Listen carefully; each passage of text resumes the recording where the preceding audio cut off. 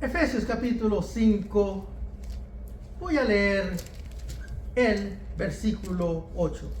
Porque antes erais tinieblas, pero ahora sois luz en el Señor. Andad como hijos de la luz.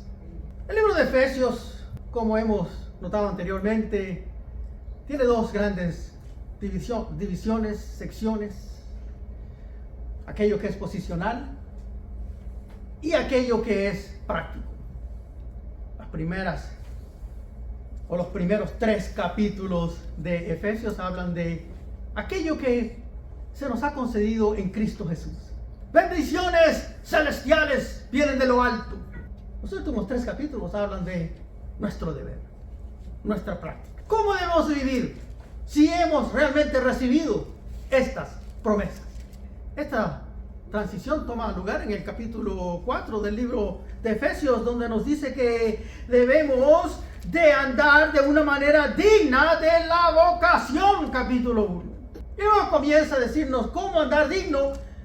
Y la primera fase de este andar se encuentra en el versículo 3, esforzándoos de preservar la unidad del Espíritu en el vínculo de la paz. Dios es uno y por tanto nosotros debemos de buscar la unidad, porque nada caracteriza más al ser humano, al mundo, que la desunidad. En todas las relaciones mundiales, en todos los aspectos mundiales, el pecado causa desunidad, caos. Así que Dios quiere que demostremos algo opuesto. Hemos recibido las promesas de Dios, hemos recibido el carácter de Dios, la naturaleza de Dios, la revelación de Dios. Tenemos que comportarnos como alguien que dignamente proyecta el carácter y la naturaleza de Dios. Y por supuesto, eso significa en el versículo 17 de que debemos de andar diferente que los gentiles, aquellos que están fuera de la iglesia, aquellos que están fuera de las promesas de Dios, aquellos que no viven según y conforme los mandatos de Dios. Tenemos que ser diferentes en el versículo 17. Y luego en el versículo 1 del capítulo 5, debemos de imitar a Dios. Y el hombre nunca está tan cerca de imitar a Dios como cuando el hombre demuestra amor, porque Dios es amor. Y hemos estudiado este tema anteriormente, el andar en amor, vivir una vida que realmente ejemplifique a alguien que ha recibido las grandes promesas de Dios, alguien que ha recibido esos dones espirituales en lugares celestiales que se nos ha concedido a todos nosotros en Cristo Jesús. Cristo nos amó hasta la muerte, por tanto nosotros tenemos que amarnos unos a los otros y demostrar el amor de Dios y amar a Dios con todo nuestro corazón y con todo nuestro alma, con toda nuestra fuerza. Andar en amor.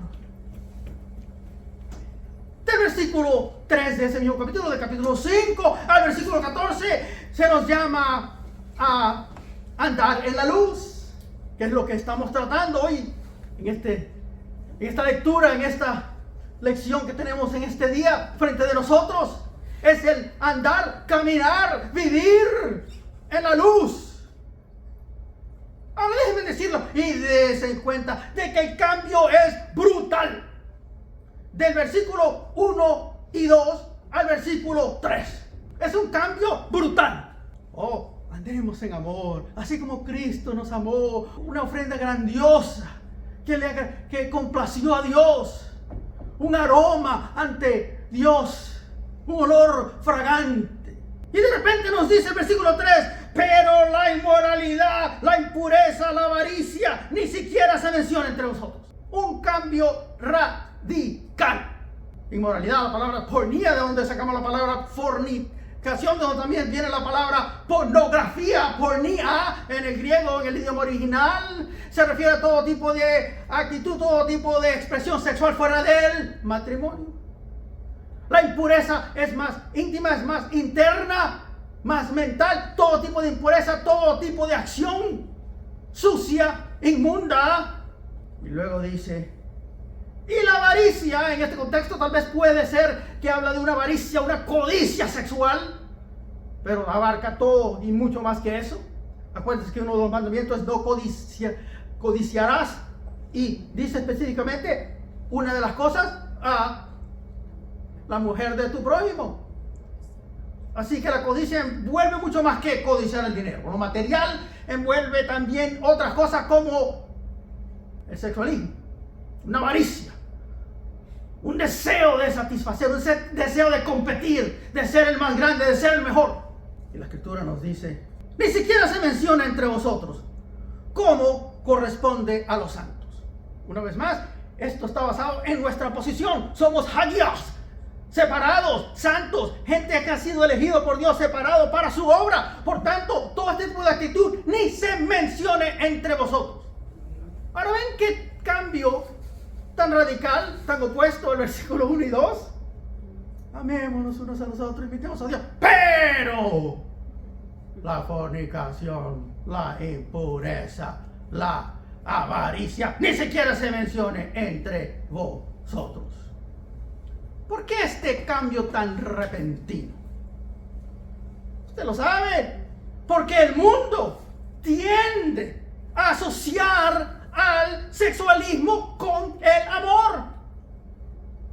No, es verdad. Está hablando del amor y de repente dice, no, este tipo de cosas ni se menciona entre vosotros. ¿Cuántas veces oímos a personas decir, le hice el amor a esta, le hice el amor a la otra? ¿Ah? Oh, ok, fornicaste. Uy, ¿qué es eso? Una palabra que ni siquiera la gente sabe qué es en este día. No, no es hacer el amor. El amor está sancionado por Dios en solo el matrimonio. El libro de Hebreos, en el capítulo 13, en el versículo 4, nos dice, honroso sea en todos el matrimonio. ¿Realmente lo que está sucediendo en nuestra sociedad? ¿Honramos el matrimonio? ¿Elevamos el matrimonio? Claro que no. El matrimonio está bajo ataque. Está bajo ataque en nuestra sociedad presente. Queremos que el matrimonio desaparezca. Todo el mundo se está juntando y luego hemos definido el matrimonio a quien sea y como sea. Y déjeme decirle que mucho más bien. Hemos visto ahora de que tenemos un tipo de sexualismo tan perverso, tan aislado a lo que realmente Dios quiere. Y nos estamos aislando más y más. Yo no veo un día en el que el poligamismo sea legalizado también. Y también puede que veamos mujer con mujer, hombres, múltiples personas. Ahí vamos. Porque lo hemos completamente destruido. La palabra dice, honroso sea entre todos el matrimonio. Honremos el matrimonio. Porque desde el principio Dios lo creó. Que el hombre debe unirse a su mujer y los dos serán uno. Un hombre, una mujer. Y Dios honra el matrimonio. Y el lecho sin mancilla, la cama del matrimonio, donde hay sexualismo, sin mancilla, sin mancha, sin mácula, inmaculada sea la cama del matrimonio. Pero a los fornicarios y a los adúlteros los juzgará Dios. Esta es la única sanción que Dios tiene en el sexualismo, es entre hombre y mujer que tienen una relación sancionada mutuamente y una unión que es sancionada por Dios. ¿Cómo llegamos aquí? Usted verá en las décadas de los 60s y de los 70s, la sociedad occidental, sobre todo los Estados Unidos, fue transformada por un movimiento social conocido como la revolución sexual o el movimiento de liberación sexual. Fue un desafío a todos los principios que hemos hablado, que están basados en la palabra de Dios. La actividad sexual fue, entre comillas, liberada para hacerla aceptable fuera de los límites del matrimonio y para promoverla como un medio de autogratificación, placer propio. Y poco después de esto, por supuesto, se legalizaron el aborto y la pornografía. Porque este tipo de acción, este tipo de actitud tiene consecuencias. Y la degradación moral continúa, se eleva. Hemos sustituido el plan de Dios para la humanidad, con una filosofía humanista secular, donde cada uno hace lo que le parece bien ante sus ojos.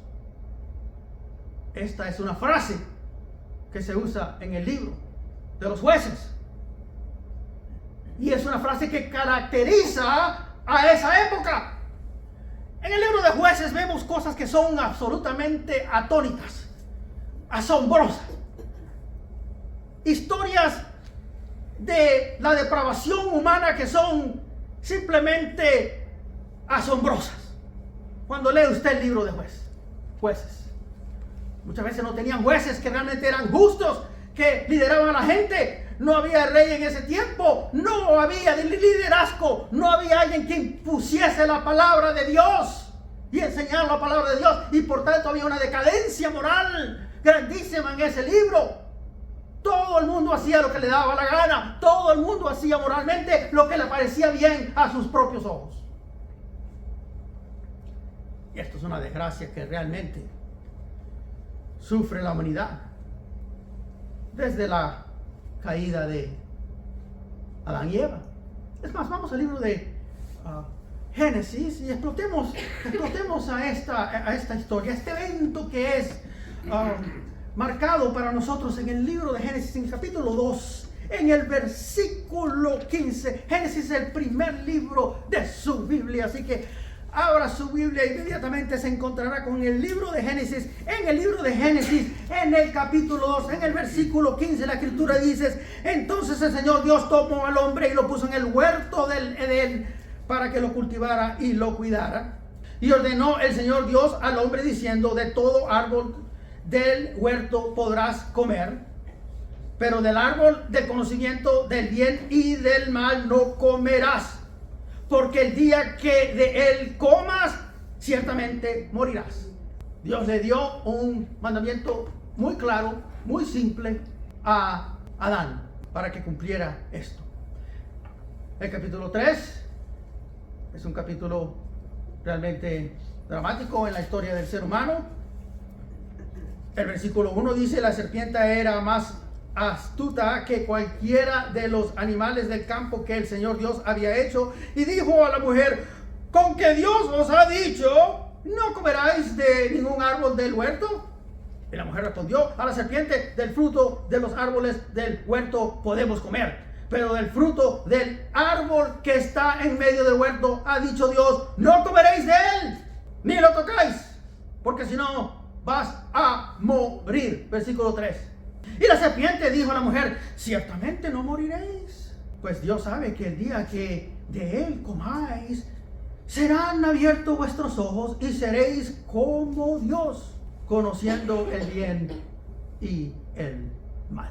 Ahora la pregunta es: Adán y Eva, ellos conocían el mal y lo que era bueno, lo que no era malo, antes de comer del fruto prohibido. No, naturalmente contestamos no. Pero si no, entonces ¿cómo Dios nos pudo haber sido hechos culpables por hacer el mal? ¿Ah? Pero si estaba prohibido, y ellos no sabían que era malo, ¿por qué no hacerlo? Esto es tan bueno como lo bueno, todo es bueno, no hay mal ni bien. Ven que hay un tipo de paradójica aquí. El saber aquí realmente habla del saber como una referencia a un tipo de conocimiento que llega a una determinación. En otras palabras, es el determinar mi propio juicio. Yo sé lo que es bueno, yo sé lo que es malo, yo determino lo que es bueno, yo determino lo que es malo. Teólogos y comentaristas eruditos que analizan este pasaje nos dicen esto: es el determinar mi propio juicio. Yo sé mejor que tú, yo decido. Y esto lo conocía la serpiente perfectamente, porque les dijo: seréis como Dios. Tú harás tus propias conclusiones, tú sabrás de tal manera que tú haces tu propio juicio, tú serás como Dios, tú sabrás. El hombre entonces en este estado determina lo que es aceptable y lo que no es. El hombre crea su moralidad. Esta es la mentalidad que prevalece hoy en día, ¿no? En el mundo occidental, después de la Iluminación, que es un movimiento que tomó lugar en los siglos XVII y XVIII,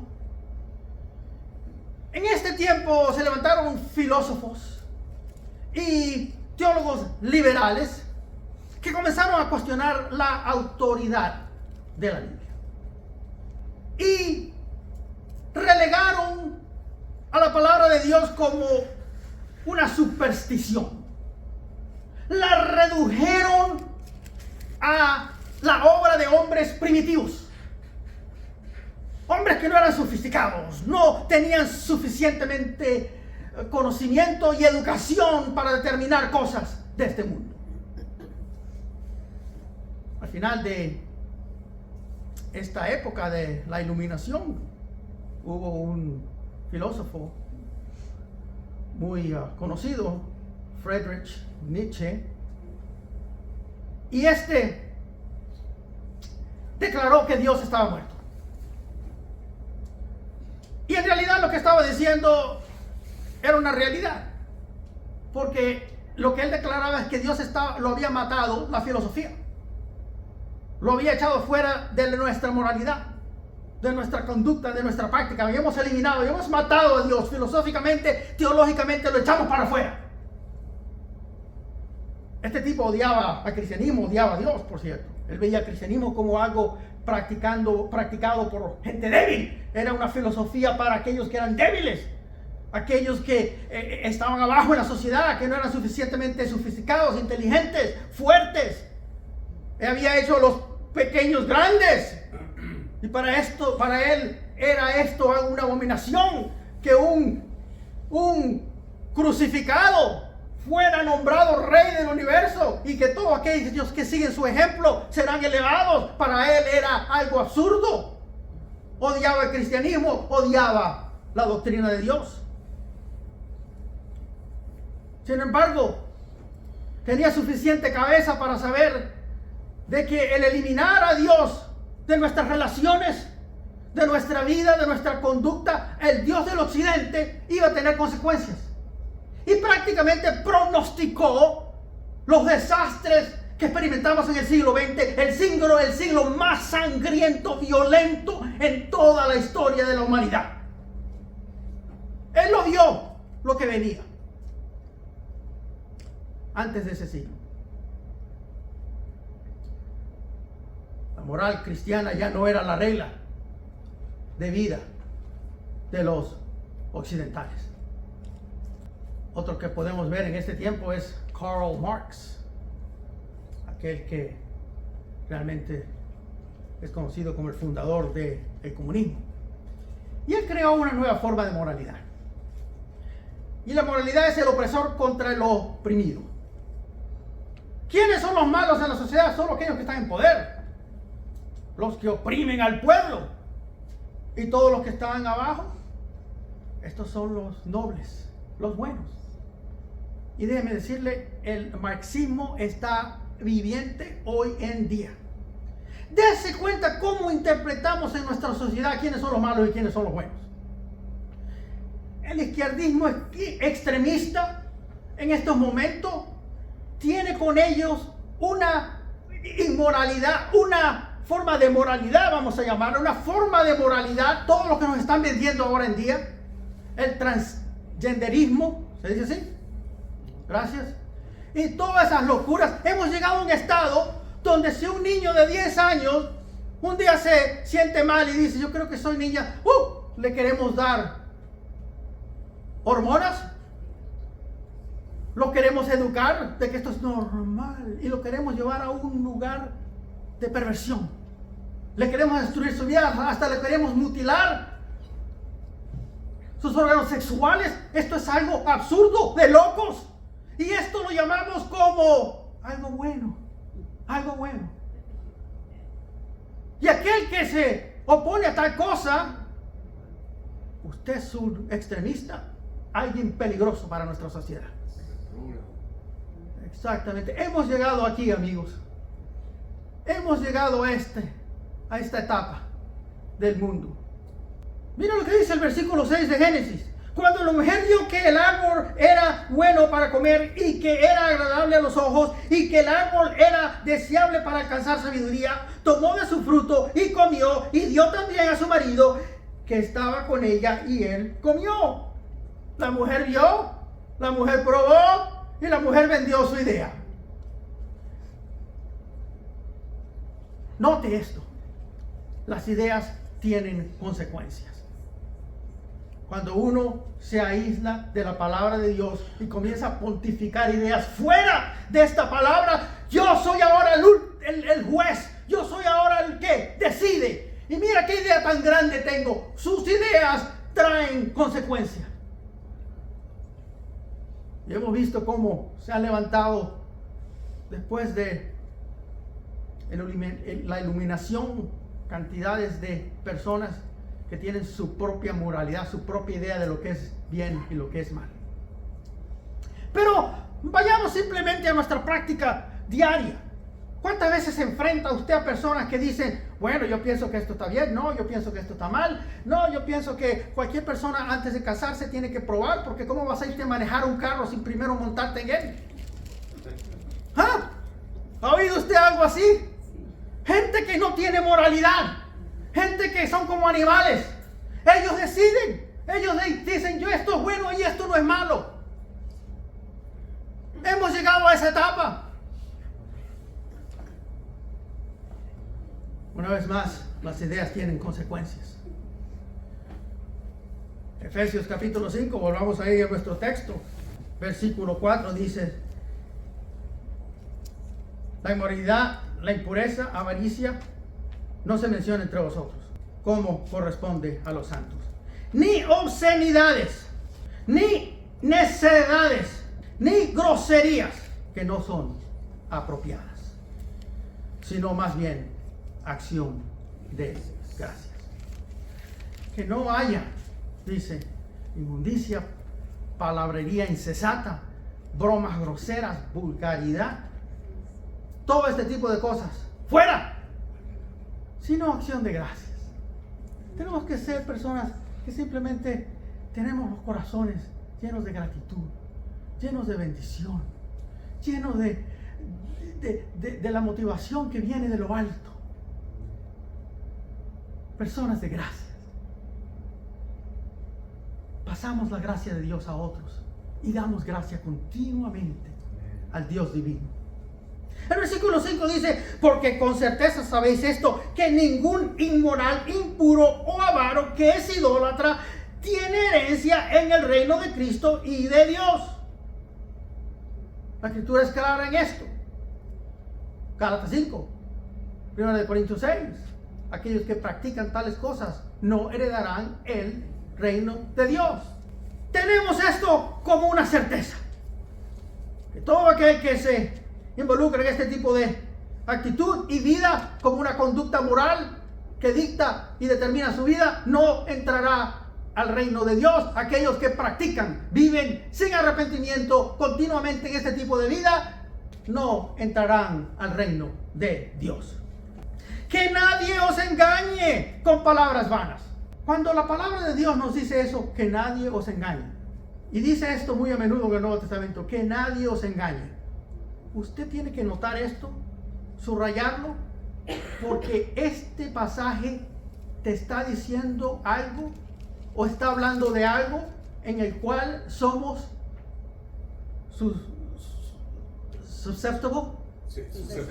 susceptibles a ser engañados.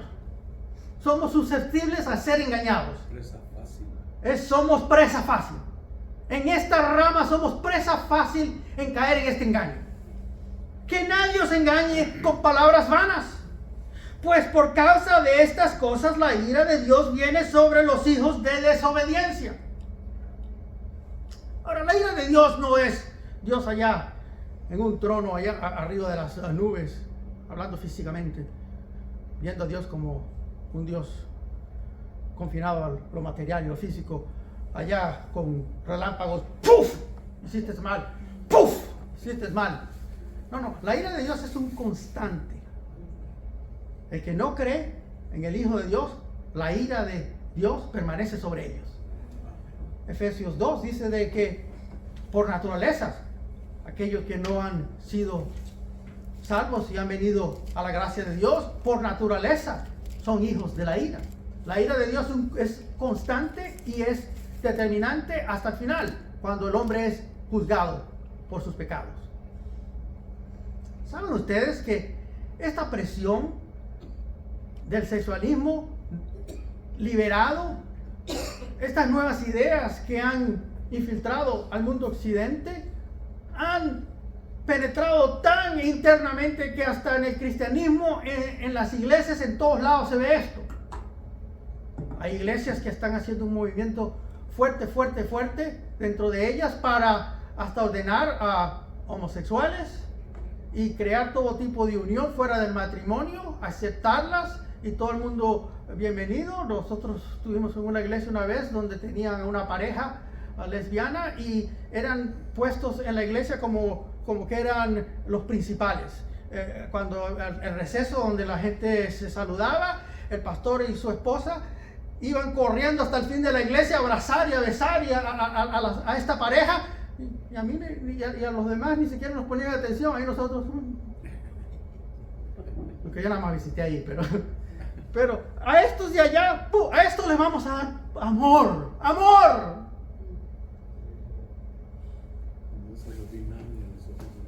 Pero déjeme decirle, esto es más fuerte todavía. En las traducciones bíblicas encontramos esta influencia. Es más, usted sabe el libro de 1 de Corintios 6, del cual yo hablé, dice: ¿o no sabéis que los injustos no heredarán el reino de Dios? No dejéis engañar, ni los inmorales, ni los idólatras, ni los adúlteros, ni los afeminados, ni los homosexuales, ni los ladrones, ni los avaros, ni los borrachos, ni los difamadores, ni los estafadores heredarán el reino de Dios. ¿Usted sabe la palabra aquí, afeminados? Usted ve en las traducciones de inglés, las nuevas, las modernas, la palabra no existe, la eliminaron, a pesar de que está en el griego. Y esto no es un texto que tiene controversia, es un texto donde en todos nuestros manuscritos se encuentra la palabra. Sin embargo, los traductores han decidido echarla para afuera. Esta traducción que estoy usando yo hoy en día, la Biblia de América, que está basada en la de inglés, The New American Standard, es muy literal. Es más, es conocida por una traducción muy literal, y por eso mucha gente no le gusta, porque es muy literal y por tanto dice, pero no se lee bien, no es poética. Amados, yo quiero que la Biblia me diga lo que dice la escritura originalmente. Han eliminado esa palabra, afeminado, y esta palabra en el griego originalmente y en ese contexto de la historia era usada de una persona, un hombre que actuaba, vivía, se cambiaba, se vestía como una mujer y hacía el papel de una mujer. ¿Por qué hemos eliminado esto? Es obvio, porque en nuestra sociedad esto es permitido, y no solo es permitido, sino que ¿es qué? Exaltado o promocionado. Es promocionado en nuestra sociedad. Y luego la otra palabra, homosexual, también. Muchas traducciones dicen prostituto masculino. Dicen esto para prostituir el pasaje. La infiltración de esta ideología es profunda, es grande, a todos los niveles, donde nadie quiere decir qué es bueno y qué es malo. Efesios capítulo 5, versículo 7 dice: por tanto, no seáis partícipes con ellos. ¿Por qué? Porque la ira de Dios viene sobre ellos. Ustedes no son iguales, ustedes son diferentes. Por tanto, no seáis partícipes con ellos. El cristiano es diferente porque ha sido constituido diferente, ha sido elevado con Cristo. En el capítulo 2, en el versículo 1, vemos que la condición moral del hombre natural es horrible. En el versículo 2 dice, en los cuales anduvisteis en otro tiempo según la corriente de este mundo, conforme al príncipe de la potestad del aire, el espíritu que opera en los hijos de desobediencia, entre los cuales también todos nosotros en otro tiempo vivíamos en las pasiones de nuestra carne, satisfaciendo los deseos de la carne y de la mente, y éramos por naturaleza hijos de la ira, lo mismo que los demás. Pero Dios, el Dios misericordioso, nos salvó por su gracia y nos elevó en Cristo Jesús.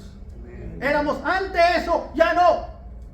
El libro de 1 Corintios que acabamos de leer dice, y algunos de ustedes éramos esto, pero hemos sido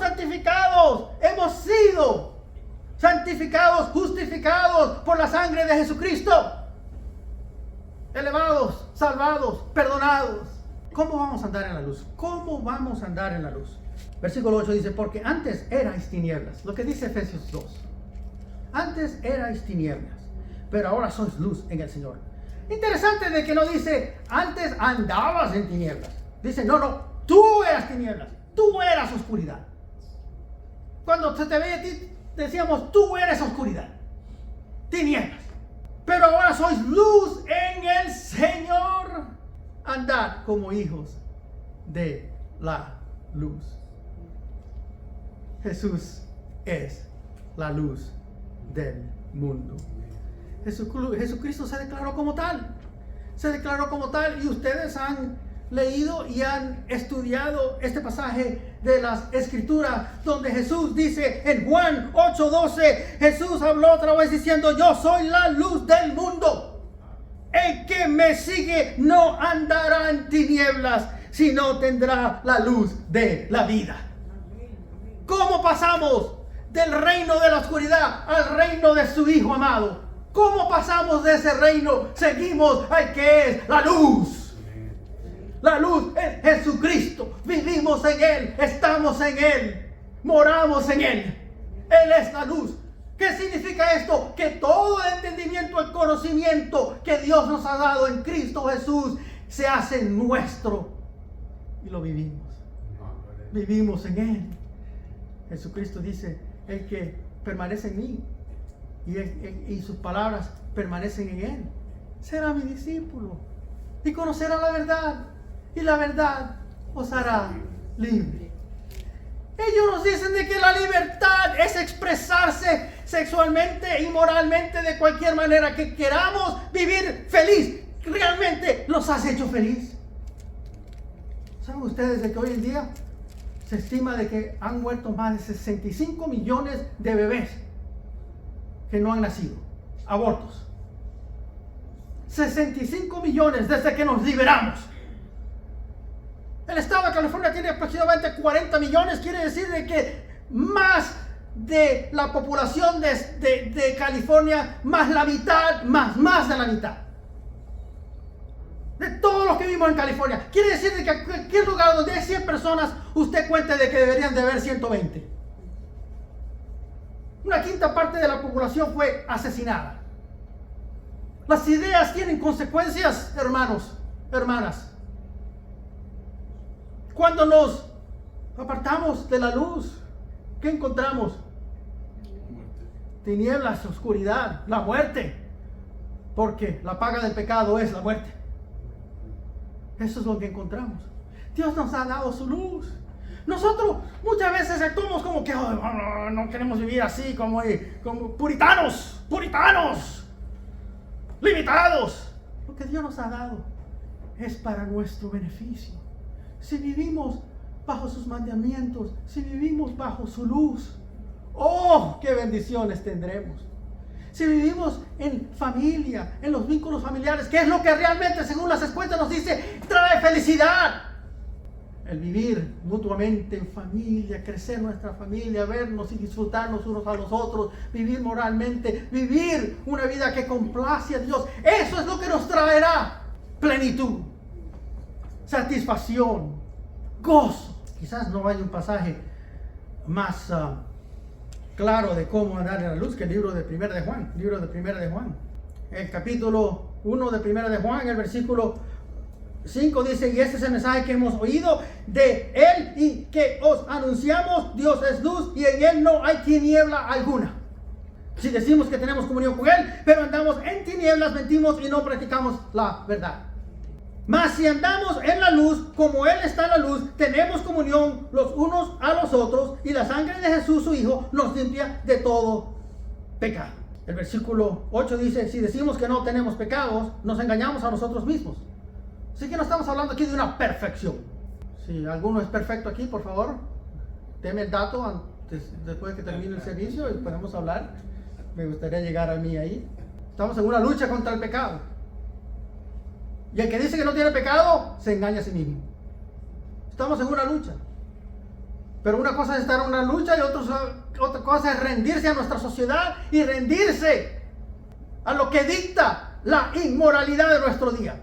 Si decimos que no tenemos pecado, la verdad no está en nosotros. Pero si confesamos nuestros pecados, Él es fiel y justo para perdonarnos nuestros pecados y para limpiarnos de toda maldad. Entonces, ¿cómo funciona esto de andar en la luz? Andar en la luz funciona de esta manera. Cuando nosotros cometemos un error, una falla, un pecado, inmediatamente confesamos. Confesamos, aceptamos el perdón de Dios. Si usted se encuentra aquí hoy y usted siente la convicción del Espíritu Santo, Dios no desea y no busca agacharte de tal manera que no puedas ni levantar la cabeza. Dios expone tu pecado para levantarte. Dios expone tu pecado para decirte, ve el camino, ve la luz. Dios te expone y luego te levanta. Dios te abre y luego te alza. Esa es la manera de Dios. Y Dios te dice, velo, apúntale y dile es pecado. No lo escondas. El que esconde el pecado morirá. El que lo confiesa prosperará. Así que simplemente encara tu pecado, confiésalo y dile es pecado. Llámalo lo que es y luego encamínate en la luz. Y cada vez vas a aprender mejor. Hazte un estudiador de tu propio pensamiento, de tu propia vida, de tus propias reacciones y dice, esto lo veo, esto lo analizo, esto lo tengo que tratar en mi vida, lo confieso, Señor, lo confieso, es pecado. Y tengo la certidumbre de que soy perdonado. La sangre de Jesucristo limpia de todo pecado.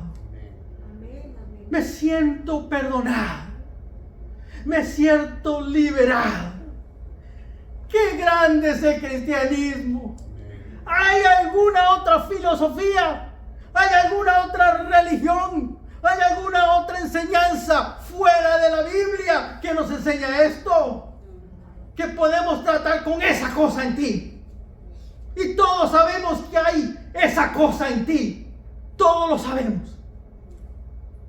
Pero Dios nos da una manera de tratar con esto.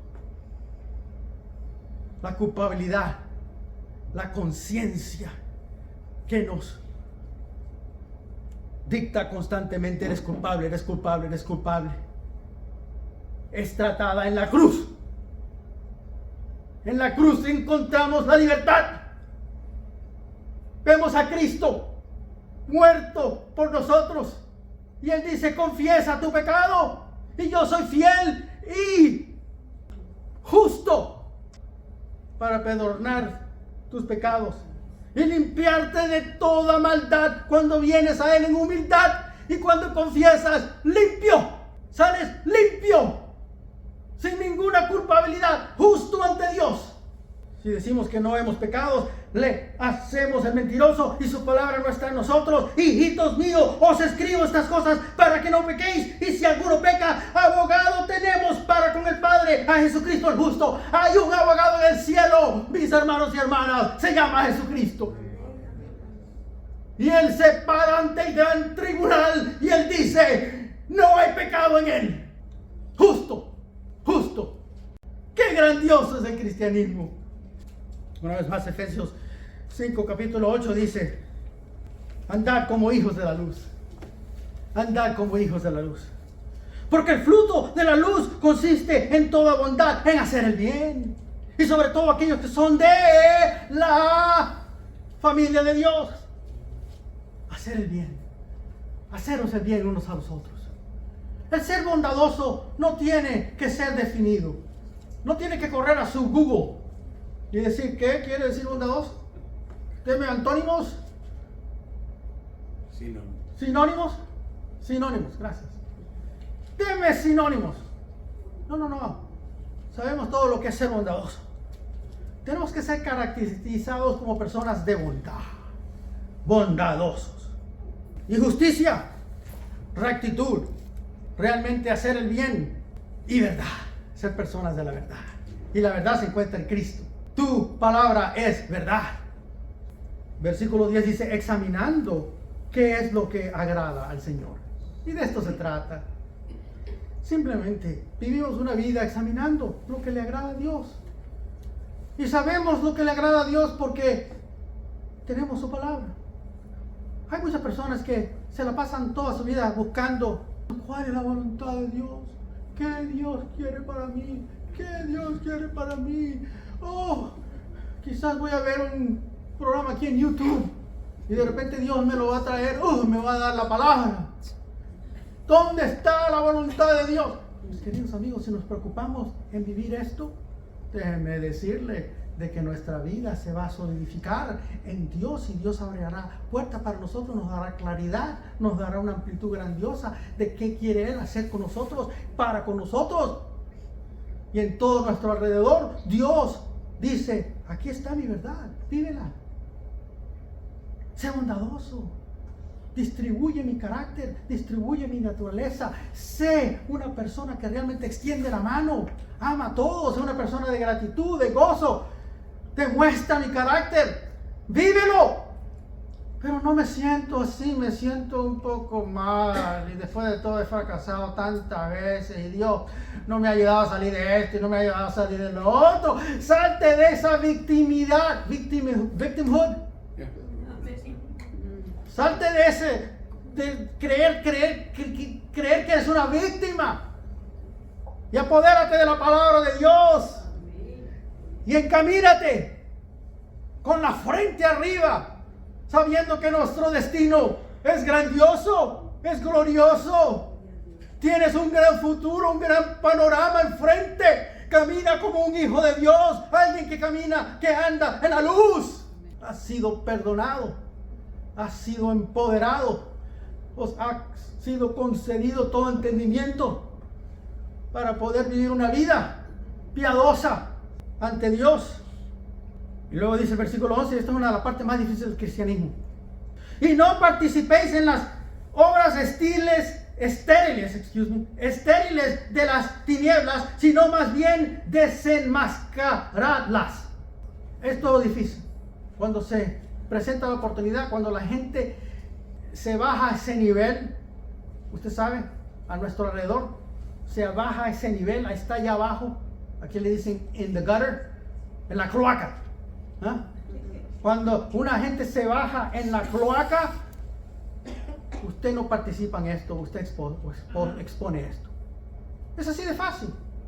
Es así de fácil. Usted está en el trabajo y cuando todos los hombres están ahí diciendo, mira esta, mira, que quisiera hacer, mírala. Usted dice, permíteme, perdón caballeros, pero yo soy un hombre casado. ¡Pum! Una bomba. No tiene que predicar, sacar su Biblia, apuntar el dedo y decir al infierno. No tiene que hacerse extremista. Simplemente una palabra de sanidad, de sabiduría. Me acuerdo yo muchos años atrás, yo estaba entrenando un club de fútbol y estaba ahí parado con dos otros que también entrenaban club de fútbol y uno entrenaba, era el entrenador principal en ese club.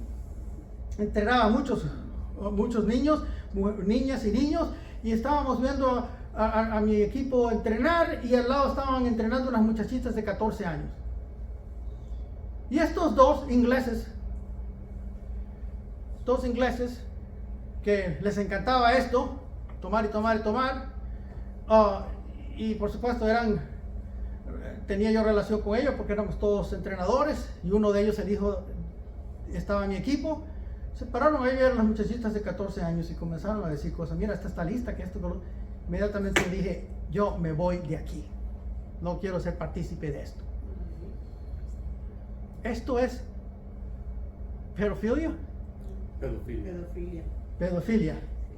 Pedofilia, amigos, yo no voy a ser partícipe de esto. punto y aparte. Tal vez pueda que te vean y te digan, este es un extremista, este es un loco, pero por dentro ellos saben. Y por dentro te van a admirar. Por dentro te dirán, este no es así como nosotros. Tenemos que muchas veces exponer las obras de la oscuridad. Tenemos que tomar take a stand. Tenemos que pararnos y decir no. Es así, simple, una postura. Tenemos que marcar una postura. Gracias, aquí está mi diccionario de español. Tenemos que marcar una postura. Porque es vergonzoso aún hablar de las cosas que ellos hacen en secreto.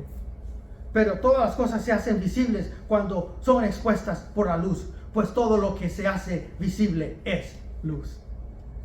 Hermanos, Dios nos ha llamado a vivir en la luz.